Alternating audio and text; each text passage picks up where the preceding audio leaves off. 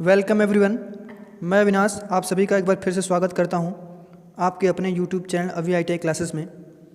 आज हम आपके लिए लेकर आए हैं वर्कशॉप कैलकुलेशन का सेकेंड वीडियो।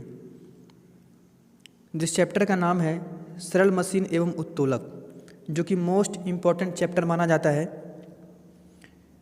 देखिए, सरल मशीन एवं उत्तोलक क्या होता है। चैप्टर का नाम है सरल मशीन एवं उत्तोलक। इंग्लिश में इसको कहा जाता है सिंपल मशीन एंड लीवर। तो हम बारी बारी से, ये हमारा पार्ट फर्स्ट है जिसमें हम थ्योरेटिकल पार्ट डिस्कस करेंगे। जैसा कि पहला वीडियो आप देखे होंगे वर्क, पावर एंड एनर्जी का, जैसे कि हमने 2 पार्ट में चैप्टर को पढ़ाया था। जिसमें पहले पार्ट में क्या था, पहले पार्ट में थ्योरेटिकल सारा पोर्शन था। फिर सेकेंड पार्ट में आपका क्या था, सेकेंड पार्ट में उससे संबंधित जो भी न्यूमेरिकल्स आपके थे उसको कराया गया था। तो आइए शुरू करते हैं। हमारा जो चैप्टर है सरल मशीन एवं उत्तोलक, चैप्टर का नाम क्या है, सरल मशीन एवं उत्तोलक।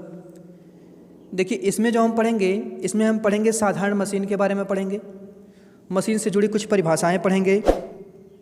परिभाषाओं के बाद फिर हम जो सेकंड पार्ट में पढ़ेंगे आपका उत्तोलक। बस पूरे चैप्टर में 2-3 चीज़ पढ़ना है, ठीक है। एक तो मशीनों से संबंधित कुछ परिभाषाएँ, जैसे आपका भार हो गया, यांत्रिक लाभ हो गया, वेगानुपात क्या होता है, इफर्ट क्या होता है, मशीन की इफिशियंसी क्या होती है, इस टाइप से बेसिक कुछ चीज़ें पढ़ेंगे। उसके बाद सेकंड पार्ट में थ्योरेटिकल जो है आपका, उसमें हम लोग पढ़ेंगे। उसके बाद से आपका जो सेकंड चीज़ है वो हम पढ़ेंगे उत्तोलक। तो आइए शुरू करते हैं। पहले शब्द है सरल मशीन। देखिए, पहला जो आपका शब्द है वो है सरल मशीन। तो यहाँ पे ये जानना जरूरी है कि सरल मशीन क्या है, सरल मशीन या साधारण मशीन। देखिए, मशीन क्या होता है, मशीन एक ऐसा साधन होता है जिसकी सहायता से कम प्रयास में अधिक सरलता से अधिक कार्य किया जा सकता है, उसी को बोलते हैं मशीन। सिंपली भाषा में यह भी कहा जा सकता है कि जो मनुष्य के काम को सरल बनाए उसे मशीन कहा जाता है। मशीन का जो मोस्टली वर्क होता है वो क्या होता है, कम से कम इफर्ट लगा के, यानी कि कम से कम बल लगा के ज़्यादा से ज़्यादा काम लिया जाए, ठीक है। तो उस टाइप की जो डिवाइस होती है उसको कहा जाता है मशीन। देखिए, सरल मशीन की बात हो रही है तो साधारण मशीन एक ऐसा यंत्र है, साधारण मशीन ऐसा यंत्र है जो बल के परिमाण या दिशा को स्थानांतरित करता है। यानी कि बल का जो आपका परिणाम है और दिशा जो है उसको क्या करता है, स्थानांतरित करता है। मशीन का प्रयोग कर क्या करते हैं, मशीन का प्रयोग कर कम प्रयास द्वारा भी अधिक से अधिक कार्य किया जाता है, यानी कि कम बल लगा के ज़्यादा से ज़्यादा काम मशीन के द्वारा किया जाता है। अब देखिए है सरल मशीनों के प्रकार। अगला जो आपका टॉपिक है सरल मशीनों के प्रकार। तो सरल मशीनें कितने प्रकार की होती हैं, लगभग होती तो बहुत हैं, लेकिन आपके बुक में 6 दिया है। DGT के निमी पैटर्न द्वारा जो आपको पढ़ना है वो 6 पढ़ना है। पहला कौन सा है, पहला आपका है पुली। सेकंड क्या है, आनत तल। थर्ड आपका क्या है, उत्तोलक। फोर्थ नंबर पे आपका क्या है, पहिया एवं धुरी, जिसको हम लोग बोलते हैं व्हील एंड एक्सल। फिर 5वें नंबर पे क्या है, डिफरेंशियल व्हील एंड धुरी पुली, यानी कि differential wheel and axle pulley. 6 number पे जो आपका है वो है स्क्रू जैक। तो आइए इससे पहले सरल मशीन से जुड़ी कुछ परिभाषाएँ हम लोग जान लेते हैं।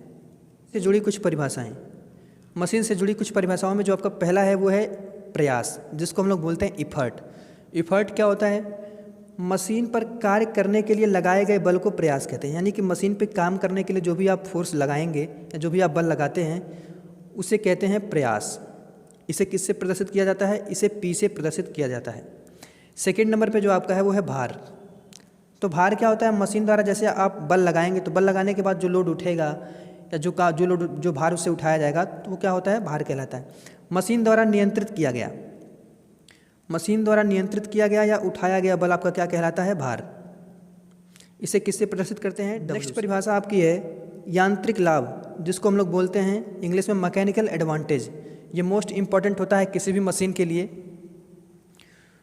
देखिए, मैकेनिकल एडवांटेज क्या होता है, उठाए गए भार तथा आरोपित प्रयास के अनुपात को लाभ कहा जाता है, यांत्रिक लाभ कहा जाता है।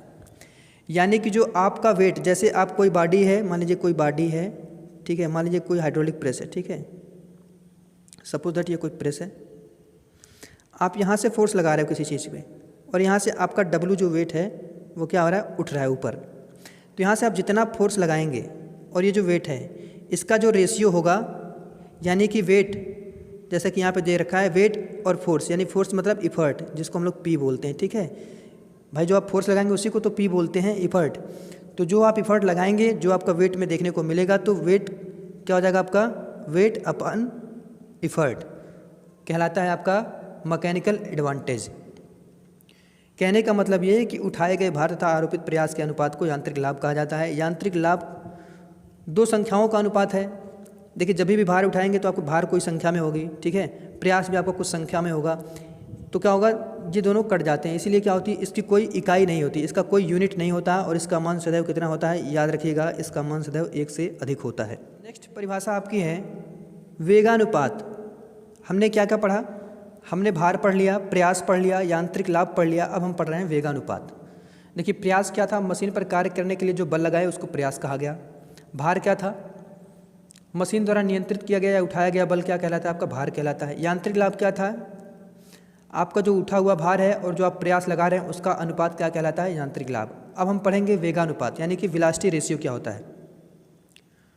तो वेलोसिटी रेशियो की अगर हम बात करें तो वेलोसिटी रेशियो क्या होता है, वेगानुपात मशीन पर लगाए गए प्रयास द्वारा, मशीन पर लगाए गए प्रयास द्वारा तय की गई दूरी तथा भार द्वारा तय की गई दूरी के अनुपात को क्या कहा जाता है, वेगानुपात। जैसे कि यहाँ पे आप फार्मूला देख सकते हैं। फार्मूला क्या है, वेगानुपात इज इक्वल टू क्या है,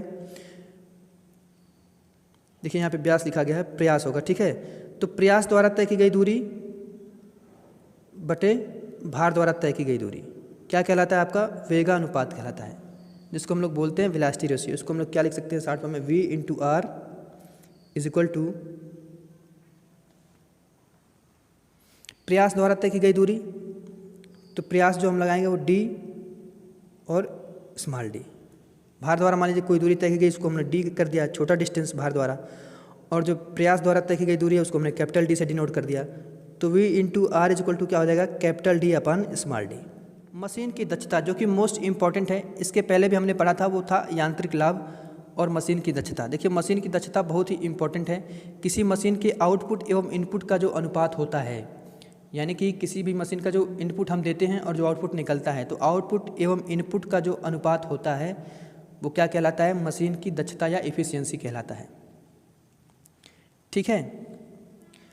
हमेशा देखिए जितना हम इनपुट देते हैं मशीन को, आउटपुट हमेशा कम ही मिलता है। कम क्यों मिलता है, क्योंकि मशीन में जब हम फोर्स देते हैं तो मशीन में कुछ घर्षण वगैरह के कारण क्या होती है, कुछ जो हमारी ऊर्जा है या जो भी हम फोर्स देते हैं वो कम हो जाता है, तो आउटपुट हमेशा इनपुट से कम मिलता है, ठीक है।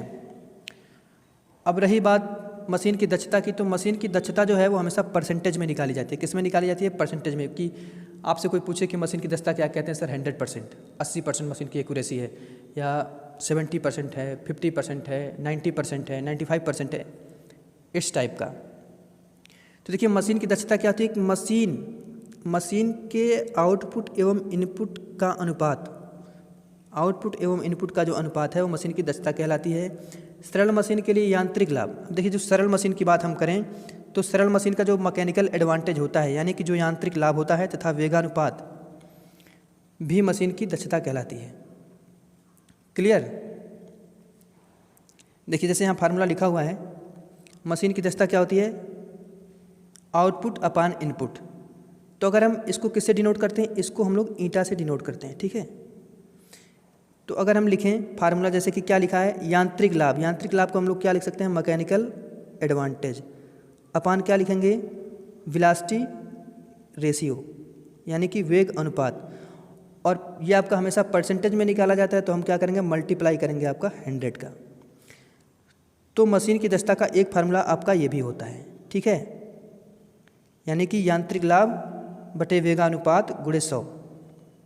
और अगर आदर्श मशीन की बात की जाए, तो आदर्श मशीन की अगर बात की जाए तो आदर्श मशीन की जो दक्षता होती है कितनी मानी जाती है, 100%, जो कि मुमकिन नहीं है। तो आदर्श मशीन की अगर हम दक्षता की बात करें तो कितनी होती है, 100%। आइए एक न्यूमेरिकल डिस्कस करते हैं, जिसमें आपको यांत्रिक लाभ निकालना है और मशीन की दक्षता की गणना करना है, ठीक है। तो इस सवाल को हम अच्छे तरीके से करेंगे और समझेंगे, जैसे कि हमने ऊपर पढ़ा। देखिए क्वेश्चन क्या कह रहा है कि किसी सरल मशीन में वेगानुपात का मान 20 पाया जाता है, यानी कि V इंटू आर जो आपका है, V.R वो कितना है आपका, वो 20 है। 25 किलोग्राम के प्रयास से, ठीक है, तो 25 किलोग्राम P आपका इफर्ट दे दिया, कितना है 25 kg, काम और आसान हो गया। फिर कह रहा है किलोग्राम से 400 किलोग्राम का लोड उठाया जाता है, तो आपका भार भी मिल गया, W कितना हो गया 400 kg। इतना डेटा आपको दे रखा है। पूछ रहा है मशीन की यांत्रिक लाभ एवं दक्षता की गणना कीजिए। तो यांत्रिक लाभ आपका क्या होता है? यांत्रिक लाभ मैकेनिकल एडवांटेज जिसको हम लोग बोलते हैं, मैकेनिकल एडवांटेज आपका क्या होता है? मैं जैसे ऊपर बताता हूँ मैकेनिकल एडवांटेज क्या होता है, W/P, यानी कि भार बटे क्या होता है, प्रयास। तो W कितना आपका है? W आपका 400 और इफर्ट कितना है? इफर्ट आपका 25। जब इसको हम करेंगे तो कितनी बार जाएगा? 16 बार। तो आपका जो मैकेनिकल एडवांटेज आ गया वो कितना आ गया? 16। आपका एक आंसर कितना हो गया? 16। ठीक है, तो इस मशीन का जो यांत्रिक लाभ है वो कितना हो जाएगा? 16। अब हम बात करेंगे मशीन की दक्षता की। तो मशीन की दक्षता की अगर हम बात करेंगे तो दक्षता में क्या हो जाएगा? देखिए, आपका यांत्रिक लाभ निकल गया। अभी वैसे मैंने फार्मूला बताया है कि ईटा इज इक्वल टू क्या था? Mechanical advantage upon velocity ratio multiply 100। ये आपका फार्मूला था। तो कुछ नहीं करना है, वैल्यू को इसमें रख देना। मैकेनिकल एडवांटेज अभी हमने कुछ देर पहले निकाला तो ए की वैल्यू कितनी आई थी? 16। और वेलोसिटी रेशियो आपका दे रखा है, वेगानुपात कितना दे रखा है? 20। तो बटे में कर दिया 20। निकालना है परसेंटेज तो गुणा कर दिया 100 का। तो क्या करेंगे? 1 0 से 1 0 कैंसिल, 2 से 5 कैंसिल, 16 5 जा कितना होता है? 16 5 80। तो मशीन की जो यांत्रिक दक्षता होगी वो कितनी होगी? 80% होगी। यानी इसकी जो वैल्यू होगी वो कितनी होगी? 80% होगी। क्लियर? अब हम बात करेंगे सरल मशीन के प्रकार के बारे में। जैसे हमने ऊपर डिस्कस किया था, सरल मशीन आपका कितने प्रकार का होता है? तो सरल मशीन आपका 6 प्रकार का हमें पढ़ना है चैप्टर में आपके, ठीक है, जो ITI के लिए निम्न पैटर्न DGT द्वारा निर्धारित किया गया है। तो देखिए, पहला क्या था? पुली।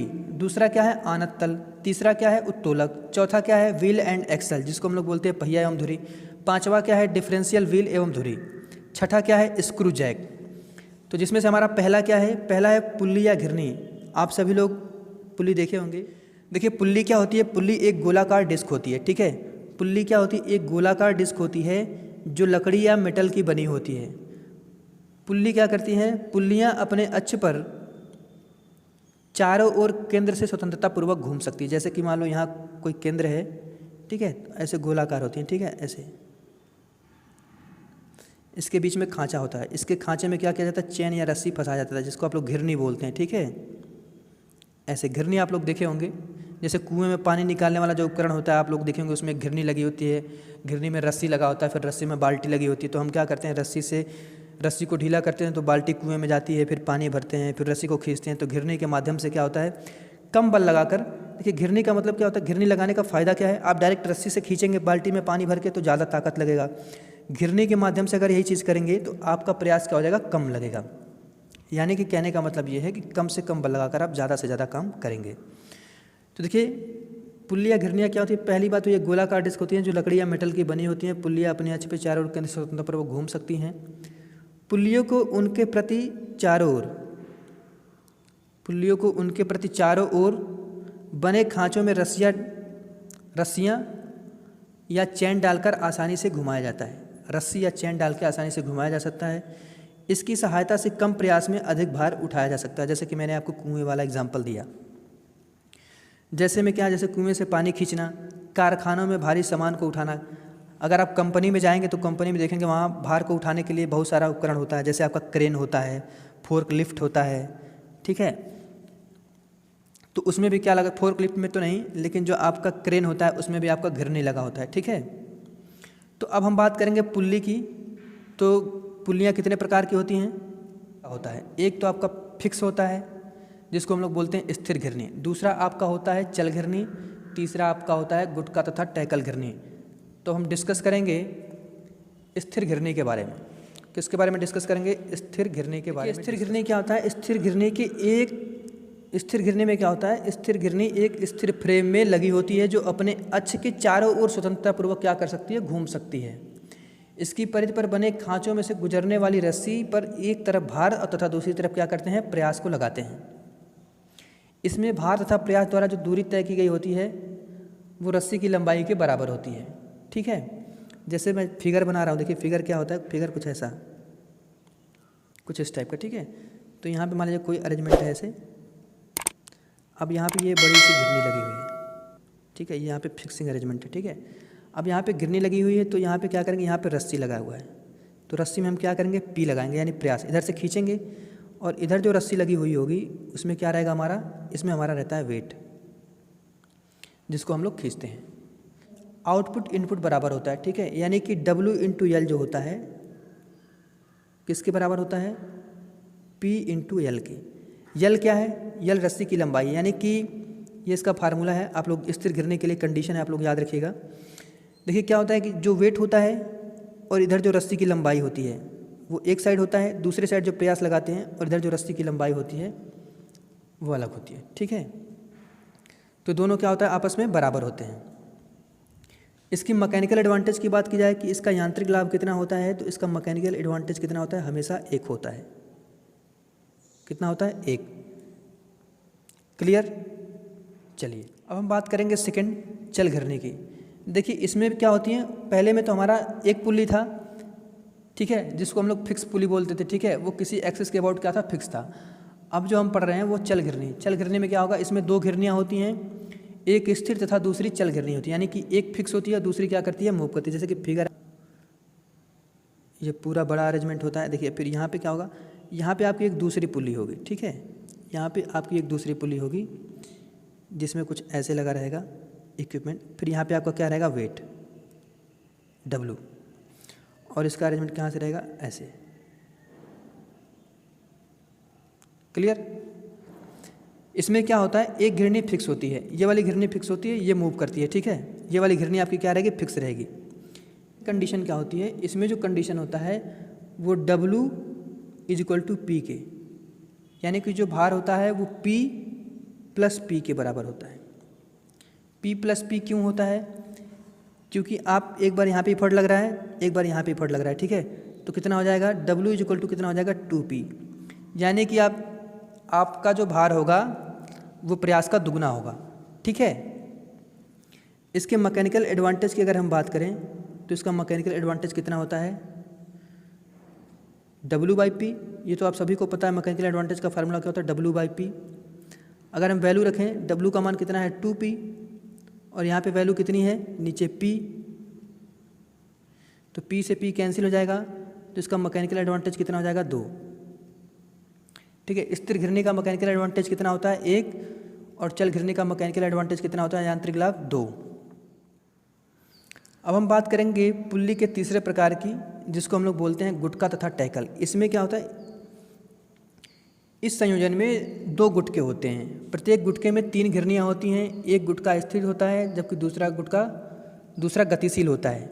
भार नीचे गतिशील गुटके से लगे हुए हुक से बांधा जाता है, रस्सी से बांधकर सभी घिरनियों को ऊपर वाली घिरनी से गुजारते हैं जिस पर शक्ति लगाई जाती है।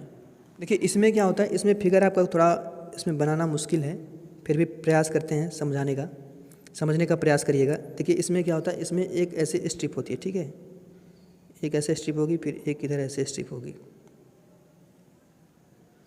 इन दोनों में ऐसे अरेंजमेंट होता है। अब इसमें एक पुल्ली, फिर आपका 2 पुल्ली, फिर 3 पुल्ली, फिर इसमें ऐसे 1 पुल्ली, 2 पुल्ली और 3 पुल्ली, ठीक है।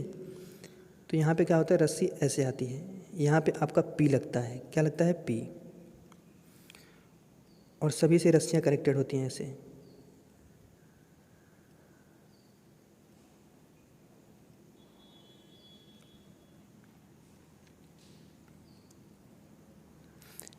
इस टाइप का जो होता है इसको हम बोलते हैं गुटका या टैकल। इसमें P क्या है, P इधर लगता है आपका, और W कहाँ लगता है, इसके नीचे आपका W होता है, ये होता है W। तो इसके अगर हम मैकेनिकल एडवांटेज की बात करें, देखिए इसमें कितनी पुल्ली है, 6 पुल्ली है, ठीक है। तो जो हम P लगा रहे हैं वो 6 भागों में बढ़ जा रहा है, ठीक है। तो इसके मैकेनिकल एडवांटेज की अगर हम बात करें तो क्या हो जाएगा, आपको पता है W/P, तो W का मान यहाँ पे क्या हो जाएगा, 6P, और P नीचे ऑलरेडी है, तो P से P कैंसिल हो जाएगा, तो वैल्यू कितनी आ जाएगी मैकेनिकल एडवांटेज की, 6, ठीक है। इसी प्रकार अगर हम बात करें कि घिरनियों की संख्या n हो, मान लीजिए अगर घिरनियों की संख्या n है, यहाँ पे 6 घिरनी है, 7 हो, 8 हो, 9 हो, 10 हो, 11, 12, 16, 15, 20 जितने भी हों, तो इसके लिए अगर मैकेनिकल एडवांटेज की बात की जाए तो क्या होगा, मैकेनिकल एडवांटेज जो होगा, यांत्रिक लाभ, वो क्या होगा, यहाँ पे हम देख रहे हैं जितनी पुलियाँ हैं उतना ही मैकेनिकल एडवांटेज आ रहा है। तो इसको हम क्या लिख सकते हैं, अगर नंबर ऑफ पुलीज हैं तो यहाँ पे हम क्या लिख सकते हैं, एन। मैकेनिकल एडवांटेज की वैल्यू कितनी है, एन, यानी कि जितनी पुली होगी उतना आपका मैकेनिकल एडवांटेज होगा। क्लियर। चलिए अब हम पढ़ेंगे पुल्ली का टाइप 4। पुल्ली का टाइप 4 क्या है, डिफरेंशियल घिरनी। डिफरेंशियल या व्यासांतरिक घिरनी जिसको हम लोग बोलते हैं, इसमें क्या होते हैं, दो अलग अलग व्यास की घिरनियाँ होती हैं एक ही फ्रेम में, सम एक्सिस यानी जिसको को एक्सेल के चारों तरफ घूम सकती हैं, तथा एक तीसरी घिरनी नीचे लटकी होती है जिसे चेन के द्वारा लटकाया जाता है। जैसे फिगर देखिए, और यहाँ से ऐसे ये जो रस्सी आती है ऐसे कनेक्ट होता है। आपका जो पी होता है वो किस डायरेक्शन में लगता है, इस डायरेक्शन में, यानी कि जो आप प्रयास लगाते हैं वो किस डायरेक्शन में लगता है, इस डायरेक्शन में। ये किधर मूव करता है, ऐसे, इस टाइप से, एरो के डायरेक्शन में। इस टाइप की जो घिरनी होती है उसको हम लोग बोलते हैं डिफरेंशियल या व्यासांतरिक घिरनी।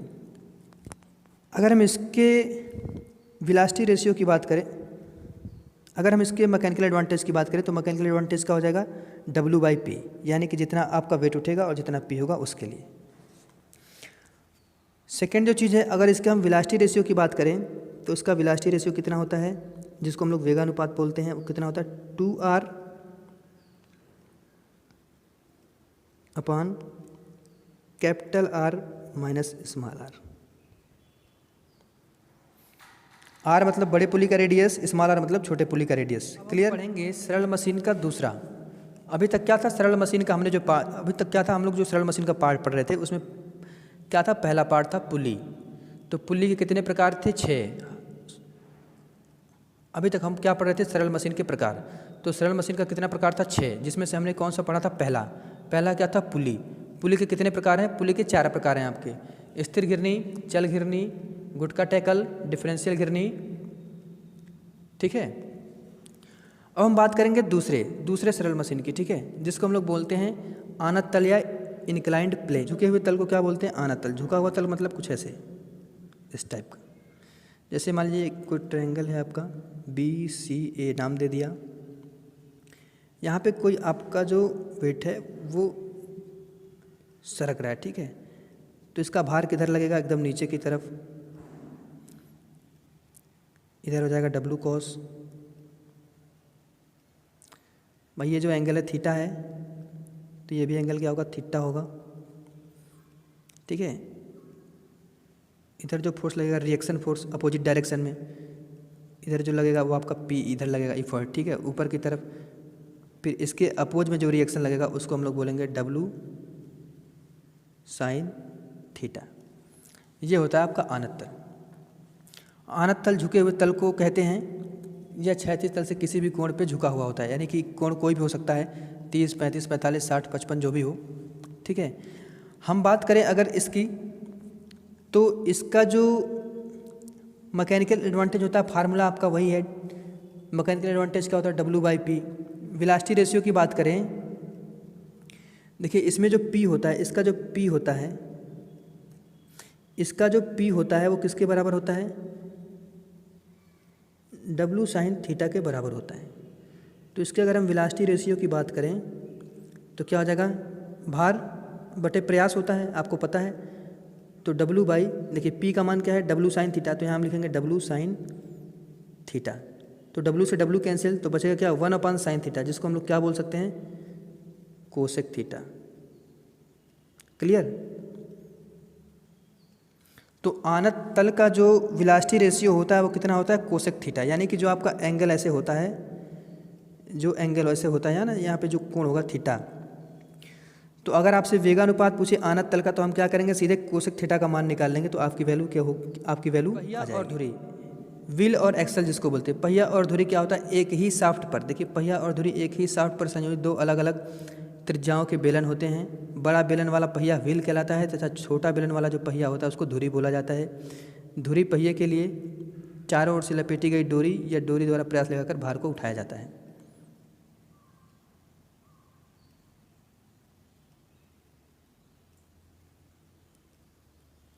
प्रयास को उठाया जाता है। देखिए इसका अरेंजमेंट कैसे होता है, कुछ ऐसे। फिगर समझना जरूरी है, फिगर आप समझते रहेंगे तो चीज़ें आसान रहेंगी। ठीक है, तो यहाँ पे क्या होती है, जैसे रस्सी लगी होती है। ठीक है, यहाँ पे आपका रस्सी अरेंजमेंट होता है, इसी रस्सी में आपका क्या होता है, इफर्ट होता है। यहाँ पे आपका क्या लगता है, पी। फिर इसी में एक दूसरा होता है, शाफ्ट एक ही है, इसी में एक दूसरा होता है, इसमें भी रस्सी लगी होती है। ठीक है, यहाँ से आपका क्या निकलता है, लोड, जिसको हम लोग बोलते हैं डब्लू। इस टाइप का अरेंजमेंट होता है, यानी कि पहिया और धुरी एक ही शाफ्ट पर संयोजित दो अलग अलग बेलन होते हैं। एक तो पहला बेलन ये, दूसरा बेलन ये। बड़ा पहिया वाला जो बेलन होता है वो क्या कहलाता है, व्हील कहलाता है। छोटा पहिया वाला जो बेलन होता है वो कहलाता है धुरी। ठीक है, चारों ओर लपेटी गई रस्सी के द्वारा क्या करते हैं, प्रयास बल लगाकर भार को उठाया जाता है, यानी कि इधर से लगाएंगे तो इधर से आपका वेट उठेगा। क्लियर। अगर हम इसके वेलोसिटी रेशियो की बात करें तो इसका वेलोसिटी रेशियो क्या होगा, इसके वेलोसिटी रेशियो का फार्मूला क्या होता है, capital D upon small D. ठीक, यानी कि जो बड़ा बेलन है उसका व्यास और जो छोटा बेलन है उसके व्यास का अनुपात। क्लियर। अगला है डिफरेंशियल व्हील एवं धुरी। देखिए सेम है, वो क्या था, पहिया एवं धुरी था, इसमें क्या है, डिफरेंशियल है। डिफरेंशियल व्हील एवं धुरी क्या है, इसमें शाफ्ट पर एक पहिया तथा दो धुरी होते हैं जो कि बॉल बेयरिंग द्वारा संयोजित होती है। किसके द्वारा संयोजित होती है, बॉल बेयरिंग के द्वारा संयोजित किया जाता है। इसकी अगर हम वेलोसिटी रेशियो की बात करें तो इसका वेलोसिटी रेशियो कितना होता है, आपको याद रखना है एग्जाम के लिए, 2D upon D1 minus D2। Formula याद रखिएगा आप। नंबर 5 है आपका screw jack. Screw jack maximum लोग देखे होंगे। स्क्रू जैक क्या होता है, स्क्रू जैक एक सरल यंत्र होता है जिसका प्रयोग मोटर, कार, ट्रक आदि की सफाई या टायरों को बदलते समय उन्हें ऊपर उठाने के लिए किया जाता है। जैसे किसी की गाड़ी वगैरह पंचर हो जाती है, 4 व्हीलर या ट्रक वगैरह, तो देखते होंगे आप वहाँ पे लोग एक जैक लगाते हैं जिसको लोग जग बोलते हैं देसी भाषा में। ठीक है, कि जग ले आइए, तो वो क्या होता है, आपका स्क्रू जैक होता है। स्क्रू जैक कैसा होता है, स्क्रू जैक आपका ऐसे होता है, ऐसा अरेंजमेंट होता है स्क्रू जैक का आपका। फिर यहाँ से थोड़ा सा ऐसे कुछ इस टाइप का होता है। ठीक है, यहाँ पे आपका ऐसे ऐसे टूथ बने होते हैं। ठीक है, और यहाँ पे एक लीवर लगाया जाता है, लीवर रॉड, और यहाँ पे आपका क्या होता है, डब्लू। यहाँ पे आपका डब्लू होता है, इसको घुमाया जाता है। जैसे जैसे घुमाएंगे, क्लॉकवाइज घुमाएंगे तो क्या होगा, नीचे की तरफ आएगा, एंटी क्लॉकवाइज घुमाएंगे तो ऊपर की तरफ जाएगा। स्क्रू जैक एक सरल यंत्र है जिसका प्रयोग मोटर, ट्रक आदि की सफाई, टायरों को बदलते समय उन्हें किया जाता है, उन्हें ऊपर उठाने के लिए किया जाता है। स्क्रू जैक आनत तल के सिद्धांत पे काम करता है। किस थ्योरम पे, अभी जो मैंने बताया आपको ऊपर, इंक्लाइंड प्लेन के थ्योरम पे काम करता है। इसमें एक नट होता है, एक लीवर लगाया जाता है, जैसे ये आपका लीवर है। ठीक है, लीवर लगाया जाता है, लीवर की सहायता से नट को ऊपर या नीचे किया जाता है। किसी भी भार को ऊपर उठाने के लिए प्रयास के सिरे पर स्क्रू की लगी हुई घड़ी की सुई की दिशा में, यानी कि क्लॉकवाइज इसको घुमाया जाएगा, क्लॉकवाइज घुमाया जाएगा ऊपर उठाने के लिए। उसको नीचे करने के लिए एंटी क्लॉकवाइज घुमाया जाएगा। क्लियर। हम बात करें इसके वेलोसिटी रेशियो की, तो इसका वेलोसिटी रेशियो कितना होता है, 2πL/P के। याद रखिएगा आप लोग। क्लियर। लास्ट और 6 नंबर जो है सरल मशीन में, जो हम लोग नंबर 6 पढ़ेंगे आपके चैप्टर का अंतिम टॉपिक, वो है आपका लीवर। अभी तक हमने सिंपल मशीन डिस्कस किया, आपके चैप्टर में अलग से लीवर है, तो सरल मशीन का ही एक भाग होता है लीवर, उत्तोलक, जो कि क्या होता है, मोस्ट इम्पॉर्टेंट होता है, आपके एग्जाम की दृष्टि से मोस्ट इम्पॉर्टेंट होता है। देखिए उत्तोलक क्या होता है, यह एक साधारण दृढ़ छड़ होती है जो कि किसी स्थिर बिंदु के चारों ओर घूमने के लिए स्वतंत्र होती है। जैसे मान लीजिए क्या, कोई राड हो गया, यहाँ पे कोई पॉइंट हो गया, इस पॉइंट के अबाउट ये घूमने के लिए क्या होगी, फ्री होगी। स्थिर बिंदु को आलंब कहते हैं। ये जो पॉइंट है इसको हम क्या बोलेंगे, इसको आलंब बोलेंगे। क्लियर। ये जो पॉइंट है ये हो गया आपका आलंब। आलंब से लोड, मान लीजिए यहाँ पे आप P लगा रहे हैं, क्या लगा रहे हैं, P, और यहाँ पे आपको क्या मिला, W। ठीक, तो इस साइड आलंब से लेके प्रयास तक की जो भुजा है इसको हम लोग बोलते हैं प्रयास भुजा, और जो इधर की भुजा है भार तक की, इसको हम लोग बोलते हैं भार की भुजा। क्लियर। उत्तोलक आपका 2 प्रकार का होता है, कौन कौन सा? एक तो सीधी छड़ वाला उत्तोलक होता है, दूसरा आपका मुड़ी छड़ वाला उत्तोलक होता है। देखिए सीधी छड़ वाला उत्तोलक यह मुख्यतः 3 श्रेणी का होता है। मैंने बताया आपको उत्तोलक आपका 2 प्रकार का होता है, एक तो सीधी छड़ वाला, दूसरा मुड़ी छड़ वाला। तो प्रथम जो आपका है सीधी छड़ वाला उत्तोलक कितने प्रकार का होता है? 3 श्रेणी के होते हैं। आपका पहला क्या है? प्रथम श्रेणी का उत्तोलक। इसके एग्जाम्पल अक्सर आपसे पूछ लिए जाते हैं। देखिए प्रथम श्रेणी का जो उत्तोलक होता है उसमें क्या होता है, आप डायग्राम से समझिए। इसमें क्या होता है, एक साइड में आपका लोड होता है, ठीक है, इधर आपका लोड होगा, बीच में आपका क्या होता है? आलंब। बीच में क्या होता है? आलंब।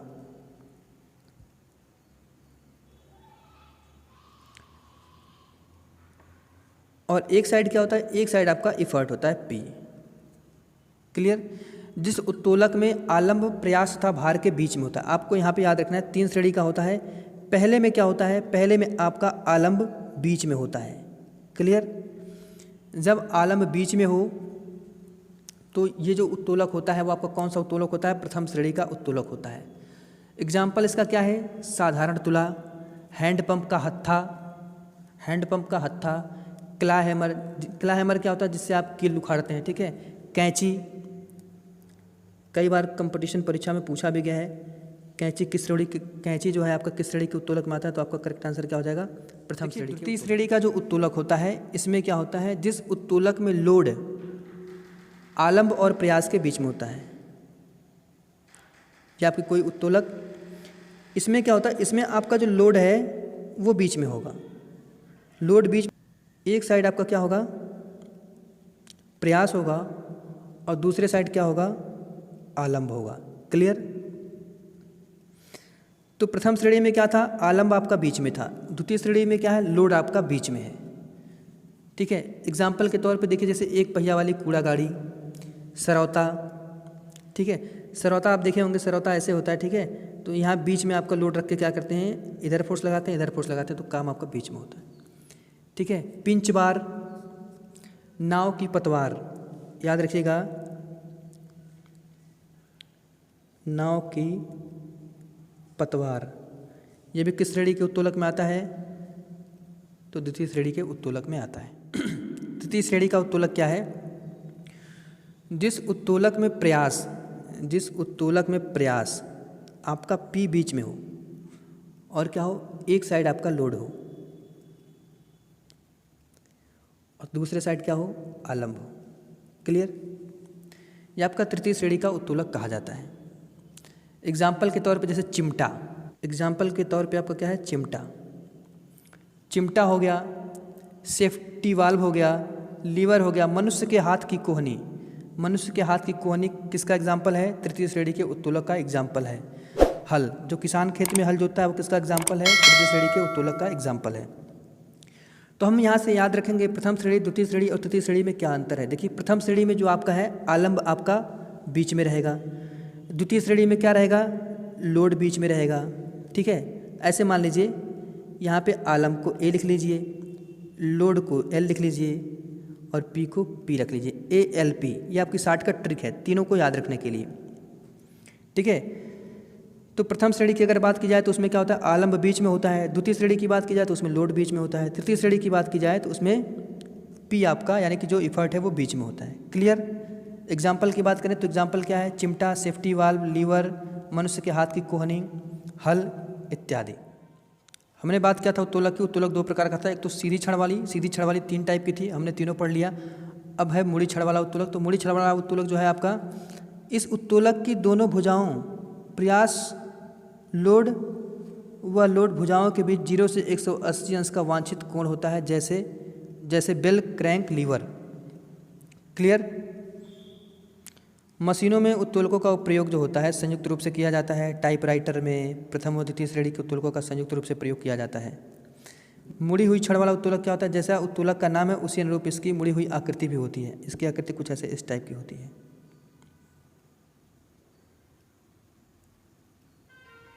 ठीक है। इनके बीच में जो एंगल होता है वो 0 से 180 के बीच में होता है, ठीक है। इनमें उत्तोलक की दोनों भुजाओं जो प्रयास भुजा और भार भुजा है उनके बीच में क्या होता है? 0 से 180 डिग्री का वांछित कोण होता है, ठीक है। एग्जाम्पल के तौर पे बेल, क्रैंक, लीवर। क्लियर? तो यहाँ पे आपका इस चैप्टर का सरल मशीन एवं उत्तोलक का जो पार्ट है इसका थ्योरेटिकल पार्ट समाप्त होता है। क्लियर।